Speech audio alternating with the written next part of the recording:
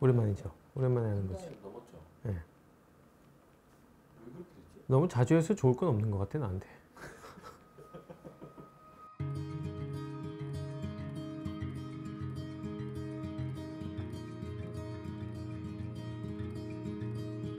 아, 얼마 전에 영상이 하나 내려갔잖아요.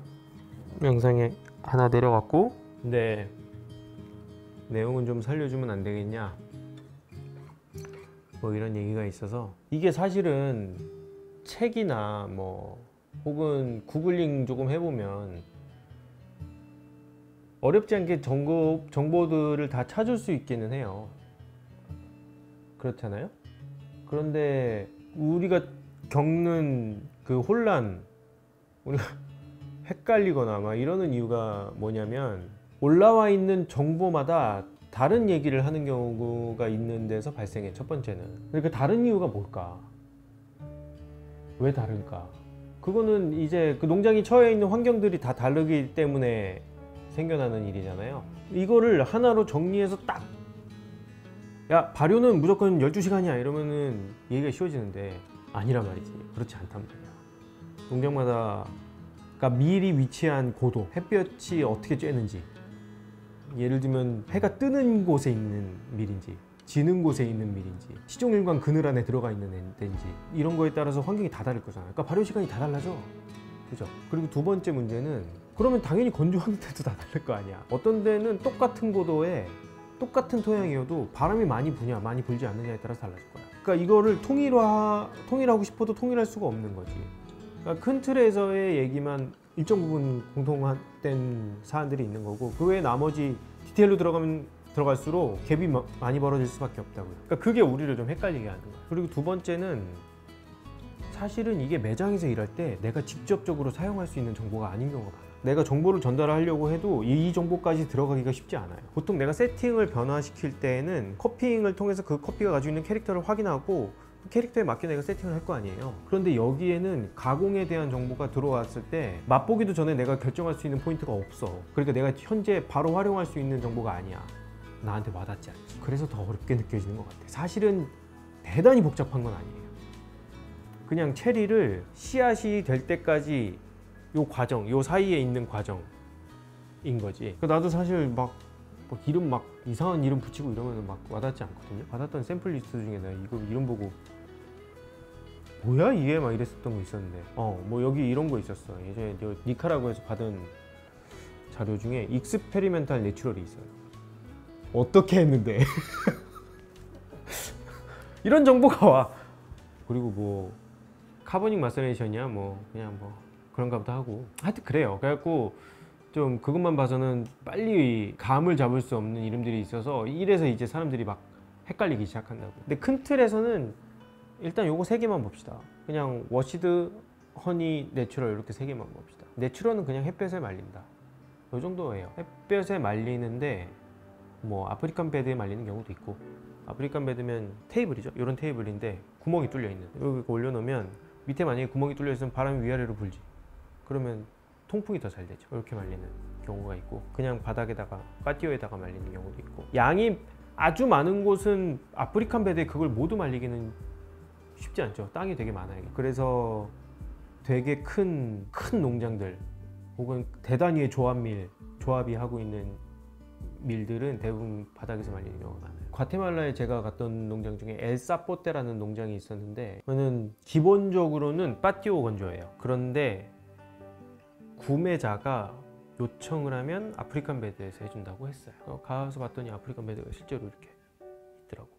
그런 경우가 있고, 파티오에서 건조하는 걸 극도로 싫어하는 농장들도 있었어. 무조건 아프리칸 베드에서 통풍이 잘 되는 곳에서 해야 된다, 이렇게 주장하는 것도 있었어요. 제가 갔던 어떤 파나마에 있는 농장주는 건조하는 걸 거의 건물처럼 지어놨어. 아프리칸 베드를 놓고 다리가 이렇게 있잖아. 그 위에 다리를 놔서 다시 아프리칸 베드를 놓고, 그 위에 다시 아프리칸 베드를 놓고, 이렇게 막 쌓아서 이렇게 만들어진 게 열몇 줄이 이렇게 쭉 건물처럼 아주 거대한. 그런데 생각해보면 맨 위에 있는 건 그냥 햇빛을 바로 받지, 그 밑에 있는 그던 지지. 야, 그럼 저건 어떻게 해? 이렇게 물어봤더니 계속 교체한대. 그런 경우도 있었어. 그리고 어떤 곳은, 여기도 과테말라에 있는 곳이었는데 이름이 기억이 안 나네. 팔로블랑코라는 농장이었는데 되게 작은 농장이었어요. 근데 여기는 시작을 빠띠오에서 건조를 하다가 어느 정도 일정 기간이 지난 이후에 아프리칸 베드로 들어가요. 건조 위치를 바꿔서 심지어 베드가 2층이면은 처음에 2층으로 들어갔다가 마지막은 1층으로 내려가서 그늘에서 건조를 해서 끝낸대. 그러니까 건조하는 형태도 다 조금씩 다르죠. 다 달라요. 더 깊이 들어가면 어떤 데는 건조를 멀쩡하게 잘하다가 벼랑간 그 건조하던 걸 다 수거해. 갖고 백에 다 집어넣어. 커피 백에다가 그 창고에다 넣어. 뭐 그런 거. 그리고 며칠 있다가 다시 들고 나오고 다시 건조를 해. 이런 행위들을 막 해요. 지금 제가 설명한 건 뺄라네그라예요. 아무튼 건조 방식이 다 조금씩 다르다. 그리고 니카라구아 어디는 막 산처럼 쌓았다가 펼쳤다, 산처럼 쌓았다 펼쳤다를 무한 반복하면서 건조하는 것도 있었어. 근데 산처럼 쌓으면은 이제 안에서 발효까지 일어나면서 열이 발생한대요. 어쨌든 이게 보통 내추럴이에요. 시간이 좀 오래 걸려요. 그래서 가격을 받으면 똑같은 품종의 똑같은 랏인데 가공이 다르다 그러면 내추럴이 조금 더 비싼 경우가 많아. 시간이 좀 더 투여되니까. 그리고 이제 워시드, 일단 펄핑을 다 해놓고 점액질이 있는 상태에서 발효를 진행하죠. 물에 넣어서 하는 경우도 있고 이거를 웻 퍼먼테이션 뭐 이렇게 부르더라고요. 거의 한 번도 못 보다가 과테말라에서 처음으로 봤어요. 물에서 이렇게 발효하고 있는 거를 처음으로 봤고, 그 외에는 중미에서는 못 봤어. 대부분은 그냥 물이 없는 상태에서 그냥 그대로 놓고 발효를 했어요. 발효가 끝나고 나면 이제 워싱머신을 돌려서 다 씻어내고 그러고 나서 건조를 보통 하죠. 열악한 곳 아니면 규모가 되게 작은 곳 이런 데는 막대기 같은 걸로 막 문대해 갖고 씻어요. 어쨌든 그렇게 해서 물을 써요. 그래서 물 사용량이 좀 많아요. 워시드는 그 정도? 워시드는 그 정도겠네요. 그리고 코스타리카에서의 워시드는 펄핑을 한 다음에 그대로 건조하는데 최대한 압력을 세게 올리거나 아니면은 뭐 어떻게 해서 점액질을 최대한 많이 벗긴 상태에서 건조를 하는 거야. 그럼 실제로 많이 벗겨지긴 많이 벗겨지더라고. 네, 어쨌든 그 상태로 건조를 해요. 이게 워시드야. 발효 과정이 없어. 간혹 코스타리카에서 발효 과정이 있는 커피는 농장마다 부르는 이름이 조금 다르긴 했어요. 내가 기억하기로 저희가 거래하는 곳 중에 라크루스 데 따라수라는 농장은 더블 워시드라는 이름을 썼어요. 나도 그렇게 생각했다. 근데 발효하는 거래. 전통적인 워시드가. 근데 그 더블 워시드라고 이름을 붙였더라고요. 그래서 사람이 헷갈리는 거야. 근데 코스타리카는 물 사용 규제가 있죠. 농장당 1세제곱미터에 1000리터의 물 사용 규제가 있어요. 그 규제 법안에 따라서 주문받은 커피에 한해서 진행한대요. 라크루스에 따라서. 양이 많은 건 아니죠. 그리고 이제 마지막 하나 남은 게 허니죠. 에코펄퍼를 사용해서 껍질을 까요.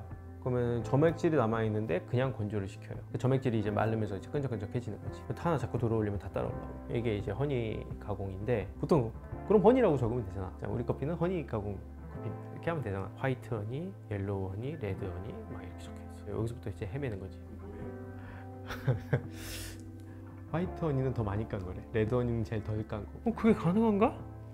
에코펄퍼 중에는 그게 가능한 것도 있나 봐요. 가격이 좀 비싸겠죠, 그거는 기계가. 근데 아닌 곳들도 그런 게 있는 경우가 있어.